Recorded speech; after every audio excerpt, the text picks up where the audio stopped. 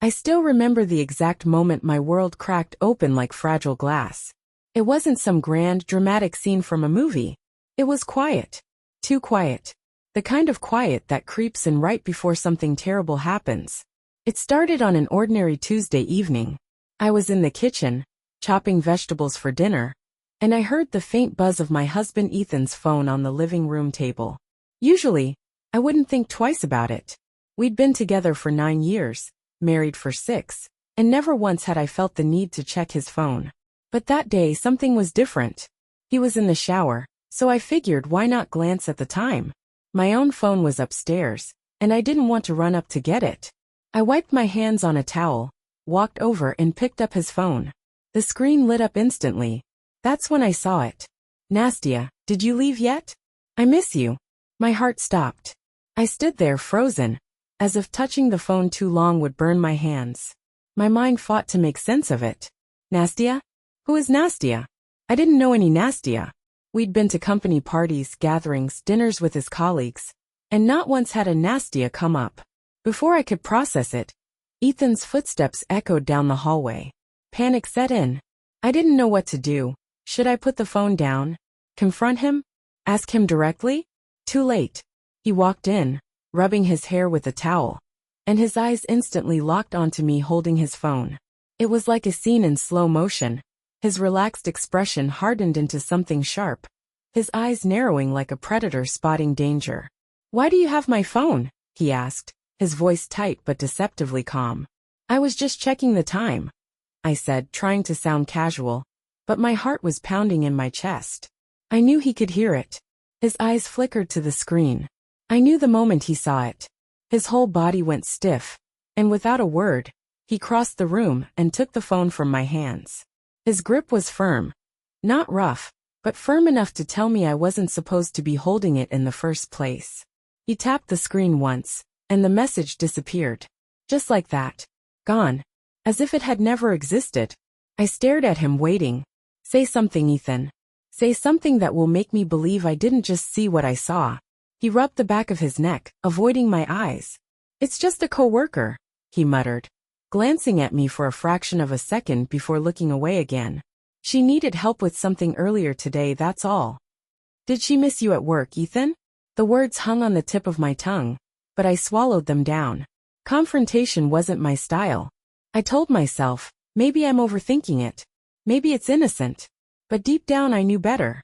You don't snatch your phone away like that if there's nothing to hide. All right, I said quietly, but my mind was screaming. The rest of the evening passed like nothing had happened. He sat on the couch, scrolling through his phone like normal. I sat beside him, but my whole body felt miles away. I stared at the TV, but I wasn't watching.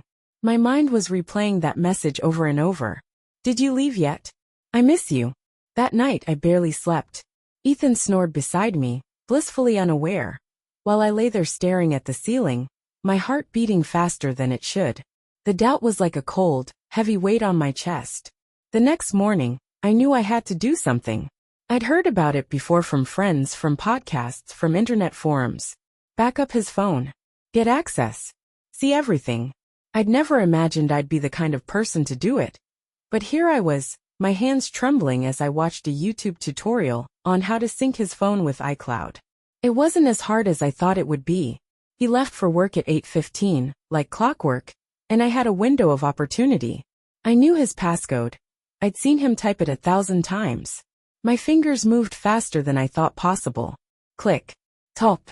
Sync. 30 minutes later, everything on his phone was in my hands. Everything. I sat at the kitchen table, my coffee growing cold, staring at the screen of my laptop like it held the secrets of the universe. There it was. Messages. Photos. Videos. Every app. Every conversation. I hesitated. Do I really want to know? Because once you open Pandora's box, you can never close it again. I could hear his voice in my head, that calm, steady tone. It's just a coworker. I clicked on the Messages app. I scrolled. I scrolled past names I recognized. His brother, his mom, our group chat with friends. Then I saw her. Nastia. A little red heart next to her name. I didn't even realize I was holding my breath until I felt my chest tighten. My fingers hovered over her name. Don't do it, don't do it. But I did. The chat opened. The first thing I saw was a picture. A selfie of her in a white tank top, lying on a bed with tousled hair, and a lazy smile. My stomach twisted into a tight, painful knot. Beneath it, his response. You're killing me with that smile, Nastia. Can't wait to see it in person again. My vision blurred. I blinked rapidly, trying to clear it, but it wasn't tears. It was rage. Cold, quiet, suffocating rage. I scrolled up, needing to know just how far this had gone. Days. Weeks. Months. It had been happening for months. Conversations that started with harmless work talk. Deadlines, meetings, office gossip. Then the shift. Late-night messages. What are you wearing? Wish I could be there with you. Last night was unforgettable. I felt like I was going to throw up. I clutched my stomach, shaking my head, as if I could physically reject what I was seeing. It was all there. It wasn't just emotional. It wasn't just flirtation. It was physical. Can't wait for another night like that. Her message. From 2 days ago. 2 days ago.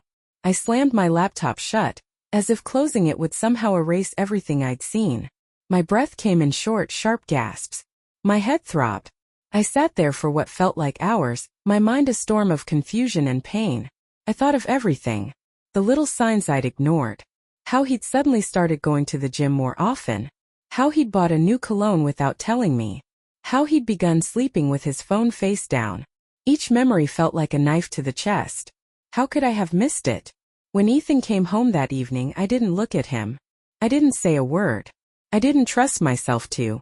Every time I opened my mouth, I felt like I might scream. But I stayed quiet, watching him move around the kitchen, laughing about something that had happened at work.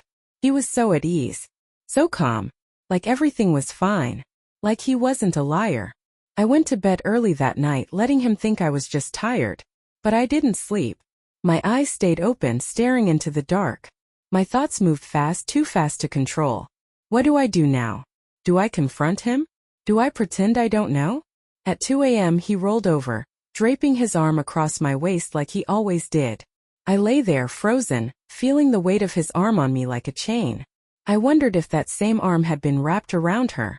I wondered if he'd touched her face the way he touched mine. I stared at the ceiling until morning. When he woke up, he kissed me on the forehead like it was just another day. I watched him get dressed, grab his keys, and walk out the door. I didn't say goodbye. I didn't need to. I already knew it was over. The door clicked shut behind him, and for the first time in what felt like forever, the house was completely still. No sounds of his footsteps, no humming from the kitchen, no shallow breathing next to me in bed. Just silence. But it wasn't peaceful. It was the kind of silence that wraps around you like a fog, thick and suffocating. I sat up slowly, my mind replaying every word, every glance, every little sign I had missed. The coffee mug from the day before was still on the counter. His jacket hung on the back of the chair.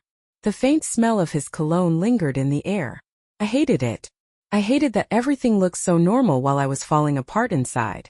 It felt like I was living in two worlds at once, one where everything was fine and one where everything was broken beyond repair. And I was the only one who knew it. I walked over to the kitchen table and sat down, staring at my laptop like it might catch fire if I opened it again. Part of me didn't want to. Part of me wanted to pretend I hadn't seen any of it, to go back to being blissfully unaware. But ignorance wasn't an option anymore. I knew too much. And once you know, you can't unknow. My fingers hovered over the lid of the laptop. I didn't want to, but I had to. I flipped it open, the screen blinking to life, and there it was, the chat. It was still open like a wound that refused to close. Her name at the top. Nastia. My fingers shook as I scrolled up. I needed to see everything, every lie, every betrayal, every little piece of him that he had given to her instead of me. The messages were worse than I had expected. It wasn't just flirting. It wasn't just sneaking around. It was intimacy. It was us but with her. He'd called her baby in one message. My eyes blurred with tears so thick I could barely read. But I wiped them away with the sleeve of my sweatshirt. I didn't want to miss a single word. Baby. He never even called me that. I miss waking up next to you. Me too. Your bed is so much more comfortable than mine. I slapped my hand over my mouth to muffle the sound of my gasp. It felt like someone had driven a spike straight into my chest. They'd slept together. In a bed. A bed where he had woken up next to her. I could picture it so clearly in my mind that I wanted to claw the image out of my head. Was it a hotel? Was it her apartment? Did she have white sheets like us? Did he kiss her good morning the way he used to kiss me? My breathing grew shallow, my chest tightening like a vice.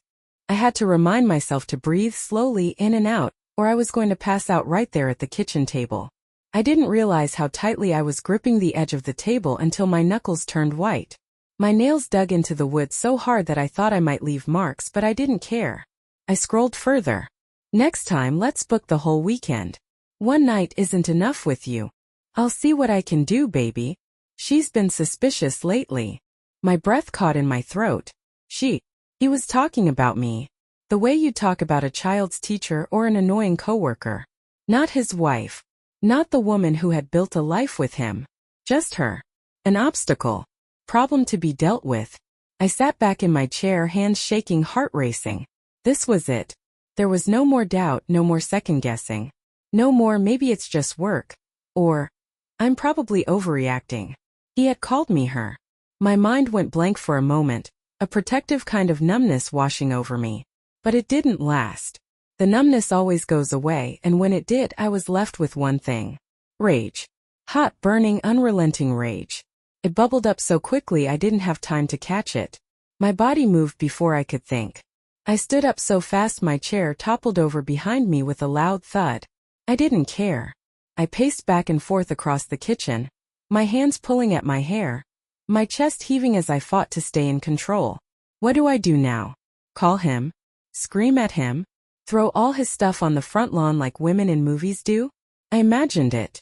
I imagined dragging his clothes, his shoes, his stupid gym bag out to the front yard and lighting it all on fire. I imagined the look on his face when he came home to see it.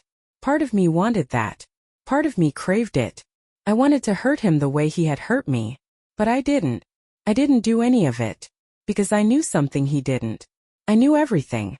That thought stopped me in my tracks. He doesn't know I know. He thought he was still safe. He thought I was still clueless, still making him coffee in the morning, still kissing him goodbye on his way out the door. That's when it hit me. Control. I still had control. He was the one walking around blind. He thought he was so clever, so sneaky.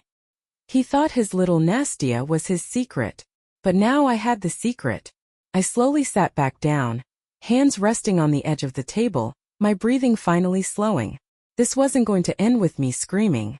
It wasn't going to end with me being the crazy wife who lost her mind. No, I was going to be smarter than that. I stared at the laptop for a long time, eyes narrowed, heart still pounding but more controlled now. I knew what I had to do. I scrolled through the chat again, taking screenshots of every message. Every single one.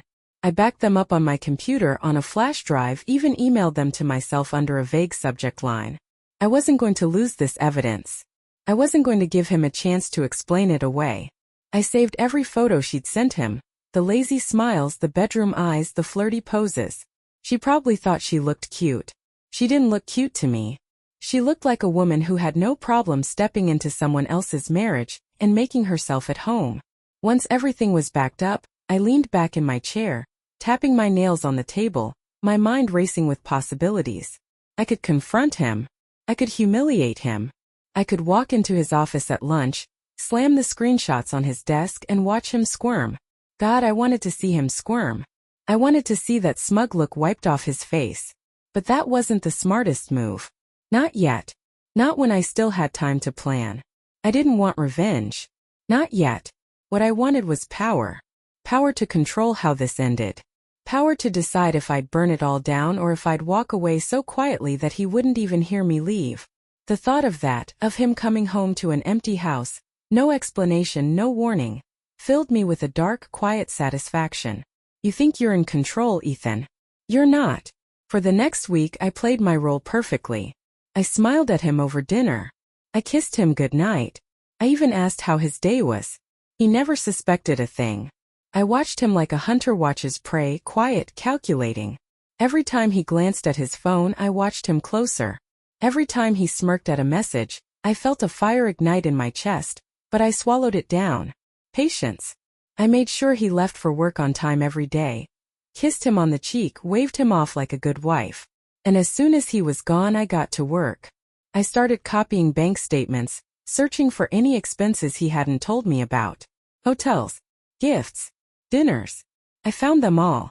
I compiled everything into a little folder on my laptop labeled, just in case. It wasn't just in case. It was for when.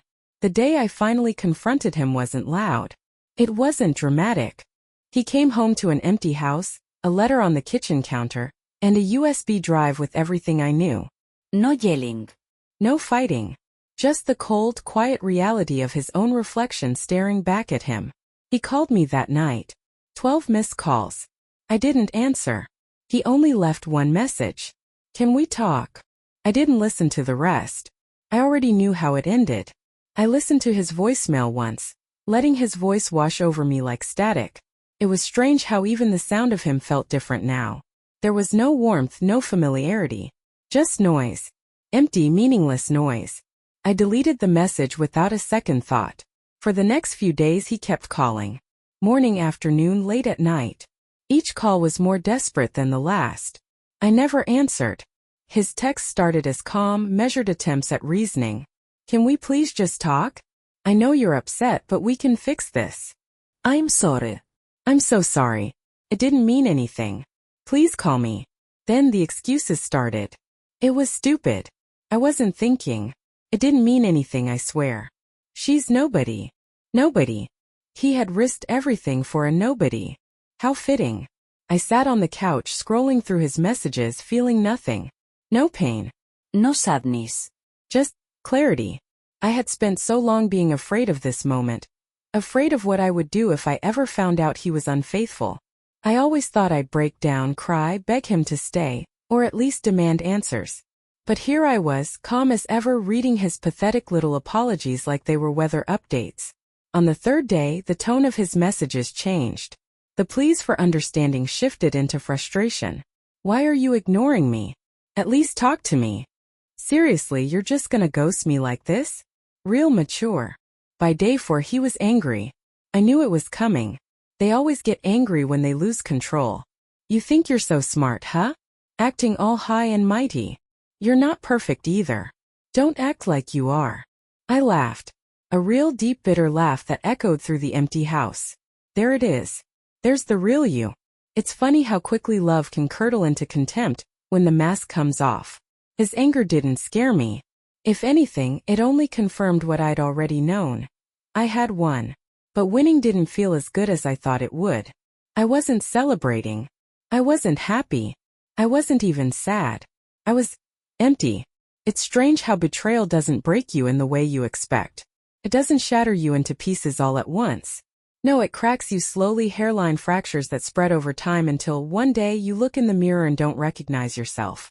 But the thing is, once you're broken like that, you don't go back to being the same person. You rebuild. Stronger. Sharper. And a little colder too. The following week I met with a divorce attorney. His name was Greg Timmons, an older man with salt and pepper hair and a calm, steady voice. He'd seen it all before. The lies, the tears, the fights, the exhaustion. And he didn't waste time with sympathy. He was all strategy, and I liked that. I didn't want pity. I wanted a plan. We sat in his office, and he asked me all the usual questions. Do you have evidence of infidelity? Yes. Screenshots. Photos. Proof. Do you have access to his financial records? Yes. Bank statements. Hotel receipts. Credit card charges. Do you have a safe place to stay if things get heated? Paused at that one. Did I? This is my house too. Why should I be the one to leave? Greg must have seen the hesitation on my face. He leaned forward, his voice firm but kind. I'm not saying he's going to get violent, but I've seen men react unpredictably when they realize they've lost control. If you have somewhere to go, you should consider it. I nodded slowly, knowing he was right. People are only predictable until they aren't. The divorce papers were drafted that same week. I felt numb as I signed them. I didn't cry. I didn't hesitate. Each stroke of the pen felt like another chain falling off my wrists. By the time I signed the last page, I felt lighter than I had in years. I slid the papers back to Greg, and he looked at me like he'd seen a version of me that I hadn't seen in myself. "You're stronger than you think," he said with a small smile. I didn't respond. I didn't feel strong. I just felt done. The next part was harder. Serving him. I didn't want a confrontation, but I knew it had to happen. Greg offered to have the papers served at his workplace, but I said no. I didn't want it to be public. I didn't want anyone else involved. This was between me and him. So I did it myself. The night before, I barely slept. I kept thinking of how it would go. Would he yell? Would he beg? Would he throw it all back at me? I played out every scenario in my mind until I was too exhausted to think anymore. When I finally fell asleep, I dreamed of walking into an empty house. No furniture. No people. Just me alone in a hollow space. It didn't feel sad, though. It felt peaceful. The next morning, I waited for him. I sat in the same kitchen where I'd first seen that message from Nastia. Same chair. Same table. I glanced at the clock. 6:47 a.m. He'd be home soon. He liked to stop by before heading to the gym, grab his protein shake, kiss me on the cheek and leave. I wondered if he'd still try to kiss me out of habit. At 6:54 a.m., I heard the sound of his keys in the lock. My heart sped up, but I stayed seated. He walked in like it was any other day, tossing his keys onto the counter and pulling out his phone. He didn't even look at me at first. Just scrolled for a moment, probably checking messages from her. My eyes stayed on him, steady, unblinking. "Morning," he muttered casually, still focused on his phone. "Morning," I replied, my voice flat but clear. He finally looked at me, noticing my tone, noticing that I wasn't moving. His eyes flicked to the envelope on the table in front of me. His brows pulled together in confusion. "What's that?" "Divorce papers," I said simply. No anger. No tears. Just truth. For a second, I saw him try to process it. His eyes darted from the envelope to my face, searching for some kind of clue, some sign that I was joking. "Are you serious?" he said, his voice low, like he was afraid to raise it. "Completely." He blinked, his mouth opening and closing like he had something to say but couldn't figure out what. "Come on, don't do this," he said, his voice slipping into that familiar, sweet tone he always used when he wanted to get out of something. "We can talk. We can work through it." "No," I said firmly. "We can't." His face hardened, the mask slipping. His jaw clenched, his nostrils flaring. "You're really doing this? Over one mistake." "One." I raised an eyebrow. "Don't insult me, Ethan." He had nothing to say to that. For once he was speechless. I stood up slowly, picking up the envelope and handing it to him. He didn't reach for it at first, just stared at it like it was a bomb about to go off. Finally, he took it. His fingers brushed against mine, and I felt a jolt of something. Not love, not sadness, just the end of something that had already been over for a long time. He swallowed hard, his Adam's apple bobbing. "You're gonna regret this," he said quietly, his eyes narrowing with that familiar mix of anger and pride. I tilted my head, letting his words hang in the air. Regret? I had spent months, maybe years, ignoring the signs. I had wasted so much time hoping, trusting, believing in him. Regret? I had regrets, but none of them were about this moment. "No," I said softly, stepping back toward the front door. "I won't." He didn't follow me. He just stood there, still holding the envelope, his face twisted into something between rage and disbelief. I walked out of the house, the air fresh and cool against my skin. The sun was just starting to rise, painting the sky in soft pinks and oranges. I took a deep breath, filling my lungs with it. For the first time in a long time, I felt free. No more secrets. No more lies. Just me. Alone. And it felt perfect. I didn't look back as I walked down the driveway. I didn't need to. I knew exactly what I'd see. Ethan standing there, still holding that envelope, his face stuck in that mixture of shock and disbelief. He wasn't the kind of man who thought consequences would ever catch up to him. Men like him never do. They walk through life believing they're smarter than everyone else, more careful, untouchable. But I had touched him. I had shattered that illusion, and I knew that was going to haunt him far longer than any argument ever could. He'd think about it every time he looked at that envelope, Every time he picked up his phone and didn't see my name in his messages.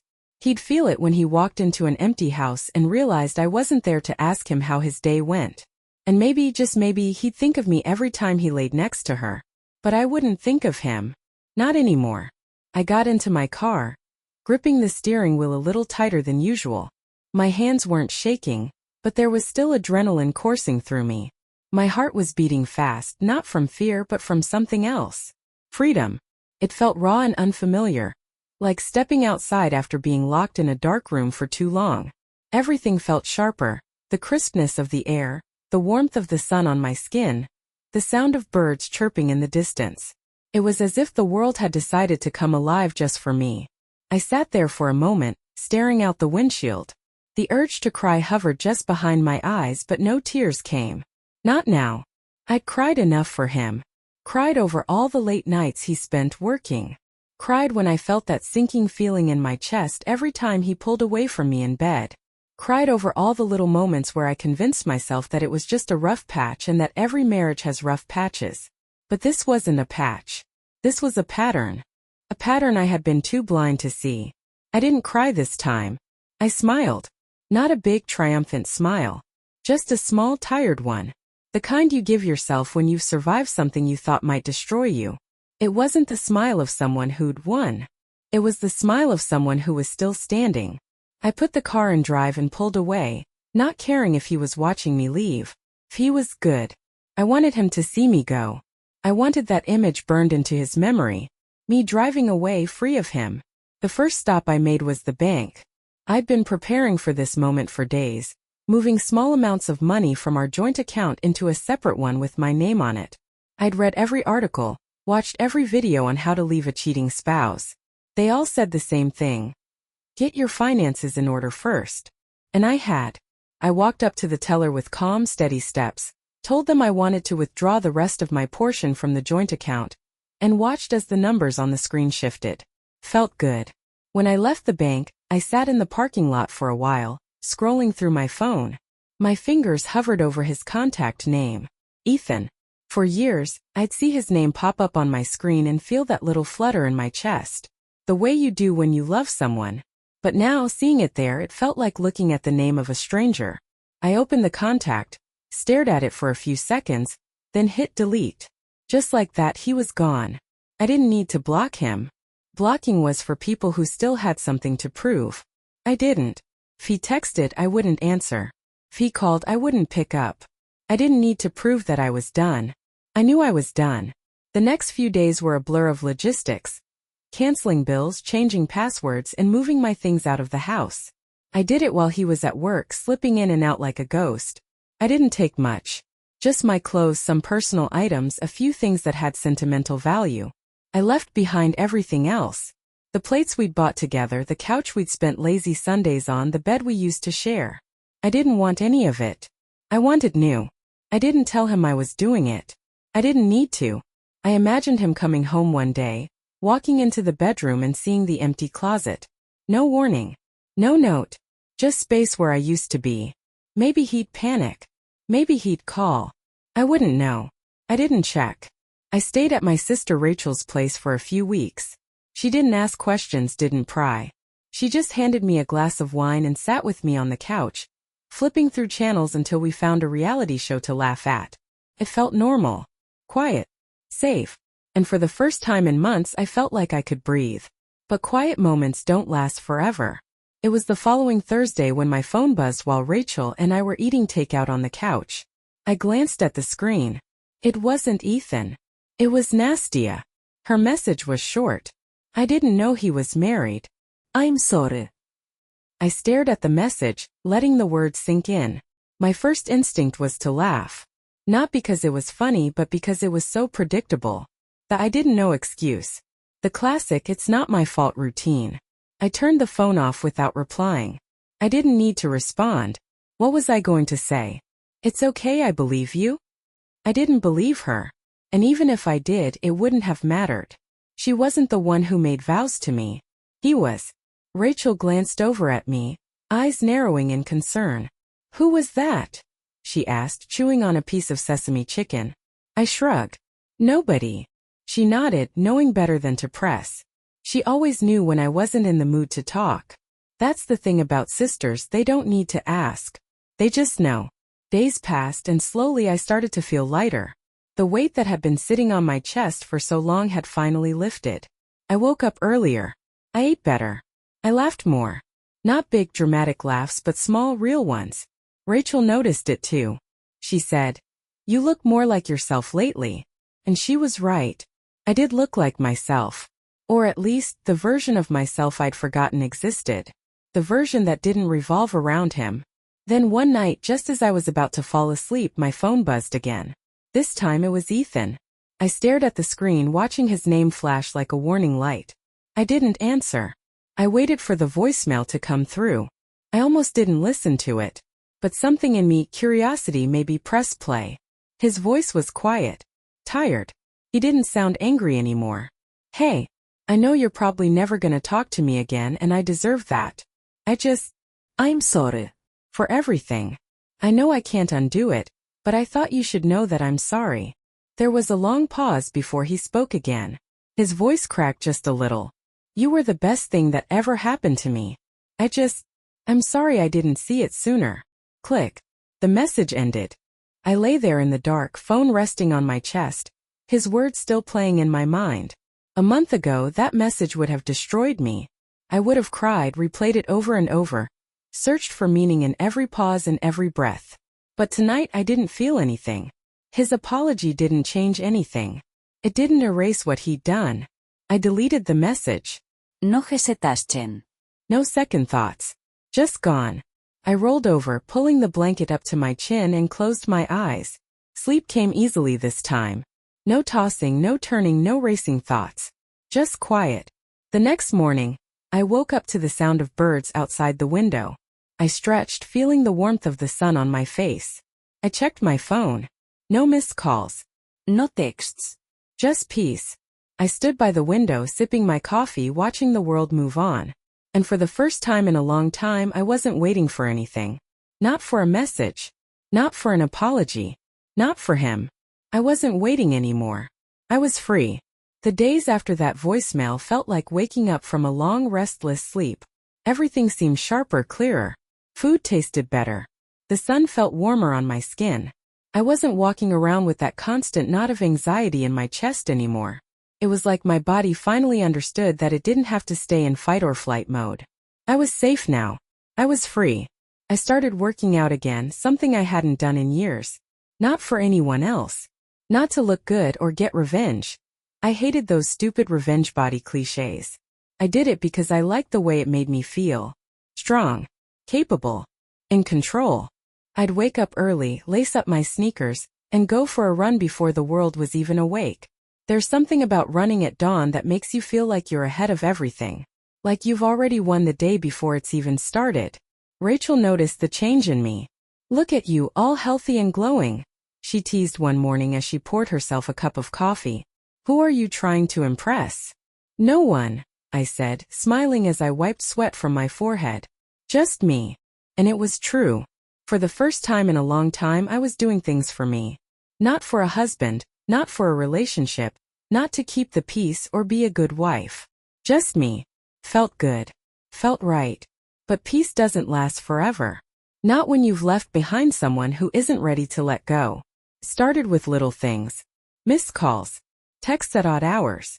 I ignored them all, thinking he'd eventually get the message. But he didn't. Men like Ethan don't just walk away quietly.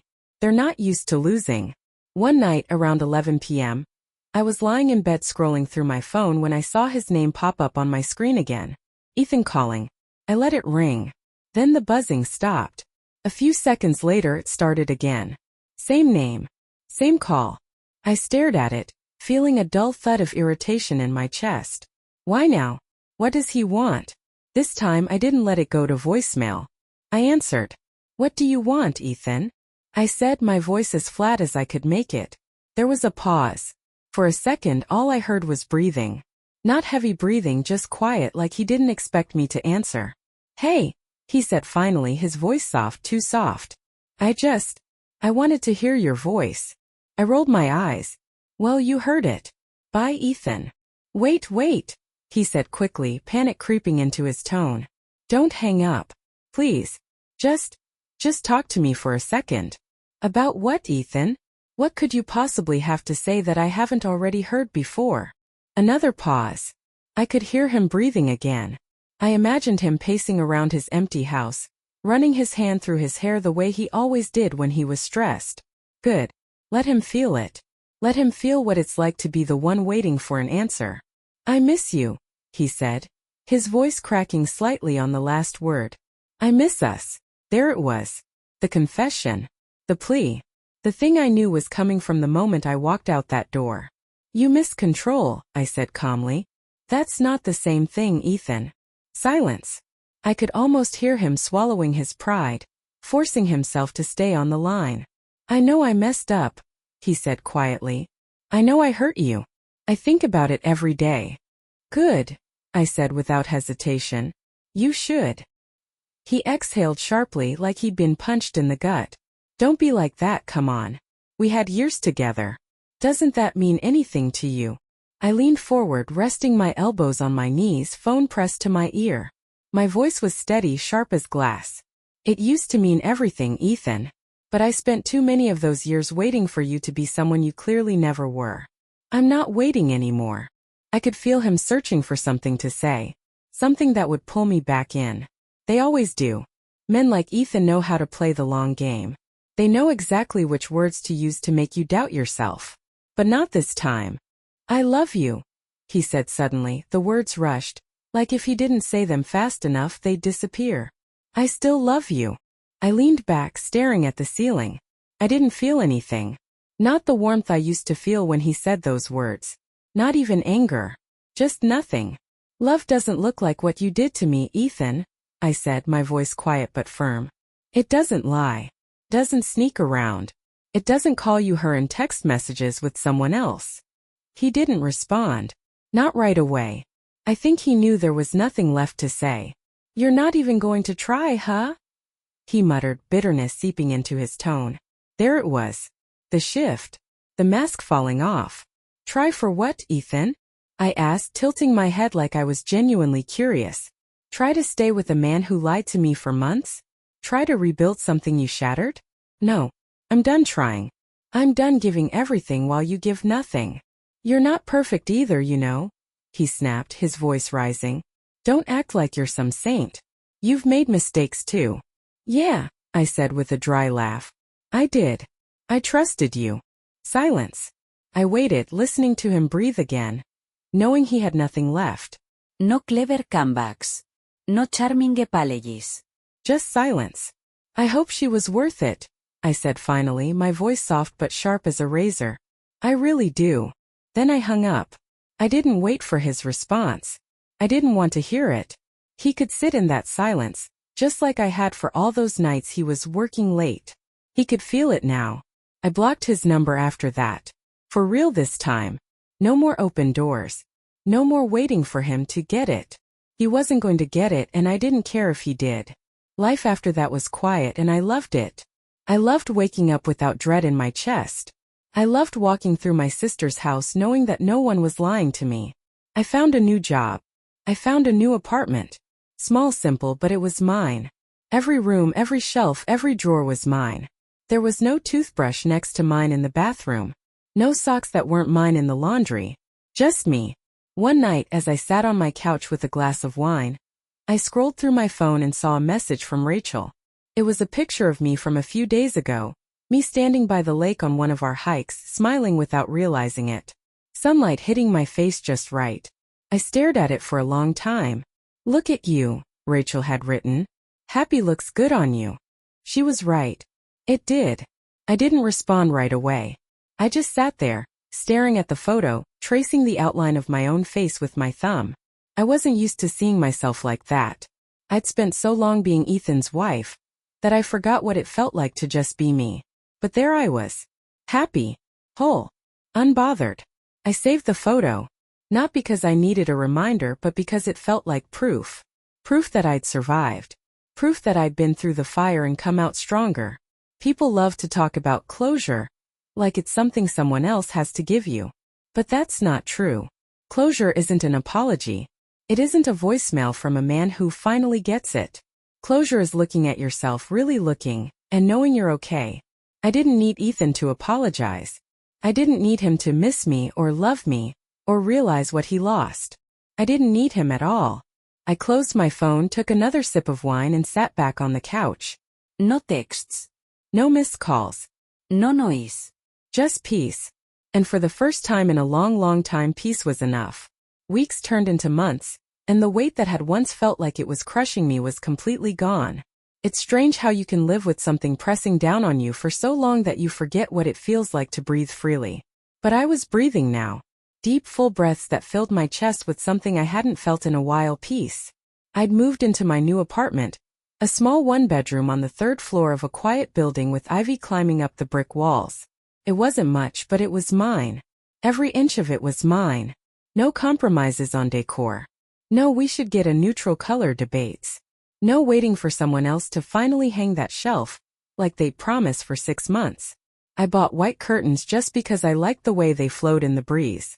I put up framed photos of places I wanted to visit, not places we'd been together.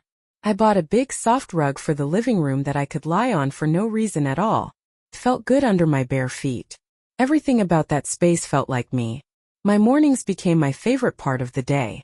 I'd wake up to the sound of birds outside my window instead of the harsh blaring of Ethan's alarm clock. I'd make my coffee slowly, no rush, no one waiting on me. Just the sound of the kettle boiling and the soft hum of the world waking up outside. Sometimes I'd stand at the window, coffee mug in hand, just watching people walk their dogs or jog by. No distractions. No wondering where he was. No guessing if he was lying to me again. For the first time in years I felt still. Not stuck, just still. And there's a difference. But of course, peace never lasts as long as you want it to. Not when someone like Ethan is still out there, grasping for control. It started with the letters. Handwritten. Unmarked envelopes slipped under my door. The first time I found one, I thought it was a mistake. Maybe it was from management about a maintenance issue.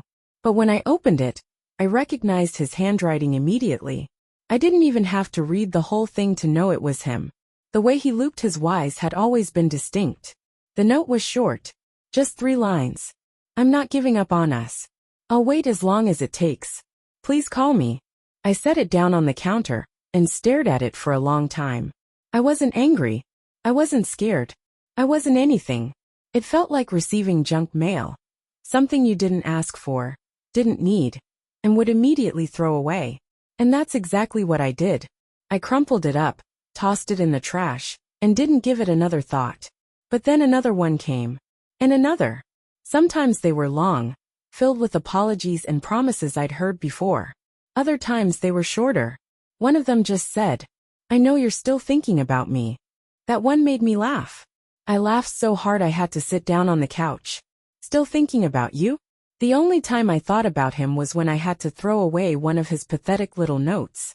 If that counted as thinking about him, then sure, maybe. But he wasn't living rent-free in my mind. Not anymore. After the 5th letter, I called Rachel. "Just file a restraining order," she said immediately, her voice sharp with concern. "Don't wait for it to get worse." "I don't think it's that serious," I told her, pacing the kitchen as I spoke. "They're just letters. He's not showing up here or anything." "Yet," Rachel shot back. "They always start small.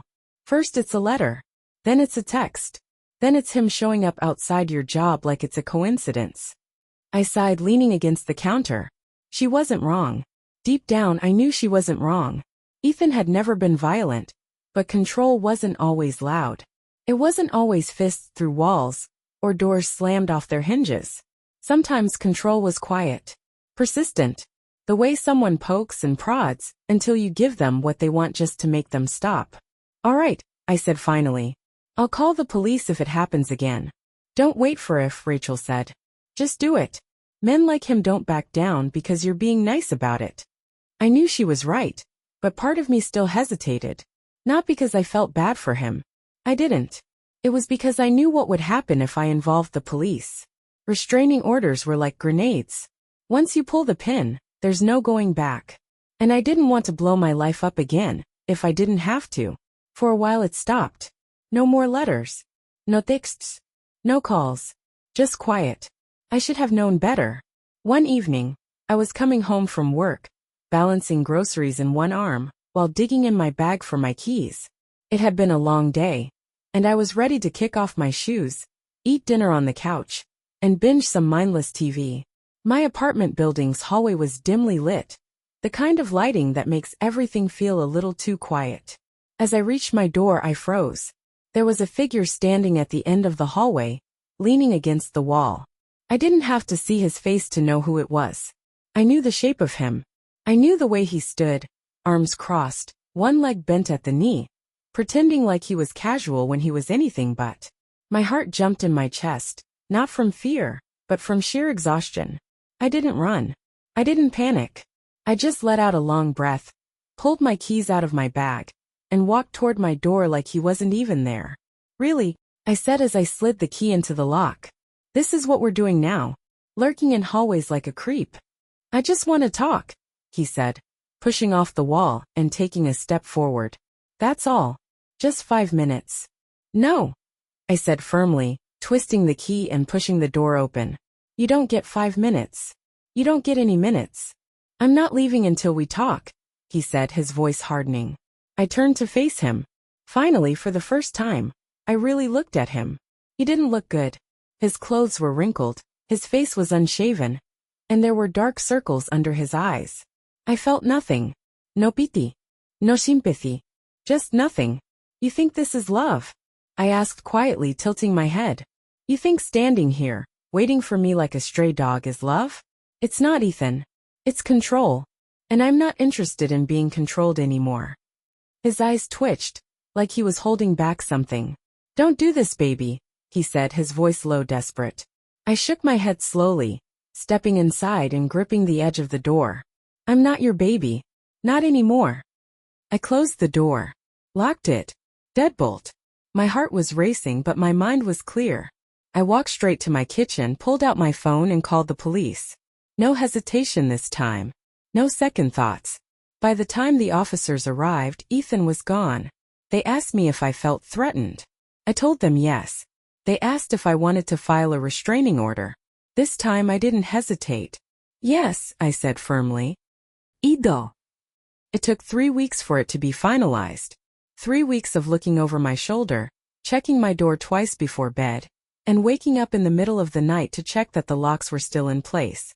But when it finally came, I felt that weight lift again. This time it wasn't just relief.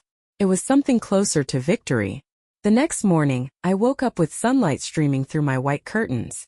Birds chirped outside. I stretched, feeling every muscle in my body relax. No buzzing phone. No letters under my door. No shadows in the hallway. I poured myself a cup of coffee and stood by the window watching the world outside. People walked their dogs. Neighbors waved to each other. It was all so normal. And that's when I realized what I had been fighting for all along. Not revenge. Not payback. Not some dramatic, I'll show him moment.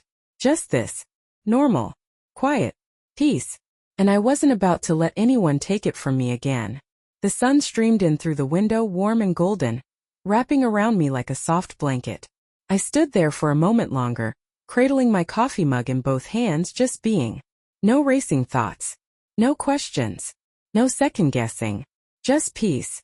The kind of peace that comes after a storm, when everything is quiet and the world smells fresh and new. I watched the people below. An elderly couple walking hand in hand, a jogger with his headphones in, a mother pushing a stroller while talking on the phone. Life moved on, and so had I. It had taken me so long to get here. I'd spent years tying my happiness to someone else, bending myself into shapes that fit his version of love. I dimmed my light so he could shine brighter. But I wasn't doing that anymore. I had unburdened myself of him. Not just him as a person, but the weight of him, the doubt, the anxiety, the feeling that I had to be good enough for someone who didn't deserve me in the first place. Felt good to be on the other side of it. I thought back to the day I served him those divorce papers. The look on his face. That flash of disbelief, like he never thought I'd actually do it. He'd underestimated me. They always do. But I wasn't that quiet, patient woman anymore. I'd become someone else entirely. Someone stronger. Someone who didn't flinch when things got hard. My phone buzzed on the counter, pulling me out of my thoughts. For a split second, I braced myself for his name to appear on the screen. Old habits die hard, I guess. But when I checked, it wasn't him. It was Rachel. Lunch later? My treat. You deserve it, superstar. I smiled, thumbs tapping a reply. You just want an excuse to order nachos, but fine. See you at 1. I set my phone down, still smiling. This is what life should feel like, I thought. Simple. Light. No eggshells to walk on. No phone calls I had to dread. No wondering if I was being lied to by the person who was supposed to love me most. I took one last sip of my coffee, savoring the warmth of it, and set the cup in the sink. My eyes drifted to the clock on the wall. It was 9:42 a.m. It's funny, that moment in the kitchen months ago, when I'd picked up Ethan's phone to check the time, had felt like the beginning of the end. But now I didn't see it that way. It wasn't the end. It was the beginning. The beginning of a life where I didn't have to wonder, didn't have to wait, didn't have to beg for honesty. I had walked through the fire and come out the other side whole. Not untouched. No one walks away from betrayal without scars. But scars are proof that you've healed. I grabbed my keys, slipped on my sneakers, and headed for the door. The sun hit my face as I stepped outside, and I tilted my head up to feel it fully. I took a deep breath, filling my lungs with fresh air. And it felt like the first real breath I'd taken in a long, long time. The world kept moving, but this time I wasn't chasing it. I was walking at my own pace. No ghosts. No shadows. No regrets. Just me.